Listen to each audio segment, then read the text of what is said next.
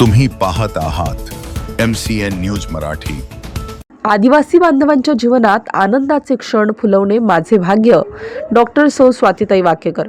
सातपुड्याच्या कुशीत असलेला आदिवासी समाज हा फार कष्टकरी मेहनती समाज आहे। कष्ट आणि श्रमातून वेळ काढून ही मंडळी सर्व धार्मिक सण आणि उत्सव पारंपरिक रीतीने साजरे करत असतात। अशा आदिवासी श्रमिकांच्या जीवनात आनंदाचे 4 क्षण फुलवणे हे माझे भाग्य समजते, असे प्रतिपादन डॉक्टर सौ स्वातीताई वाकेकर यांनी व्यक्त केले। सालाबाद प्रमाणे जळगाव जामोद येथील वाकेकर दाम्पत्याने यावर्षी सुद्धा दिवाळीत भाऊबीजेच्या दिवशी संग्रामपूर तालुक्यातील आदिवासी बहुल ग्राम वसाडी येथे आदिवासी बांधवांसोबत भाऊबीज साजरी केली। या भाऊबीज कार्यक्रमाला बहुसंख्य आदिवासी बांधव उपस्थित होते। यावेळी त्यांना साडी, शेला, टोपी, नारळ व फराळ देऊन भाऊबीज साजरी केली। यावेळी आदिवासी बाल गोपाळांसोबत अल्पोहार सुद्धा घेतला।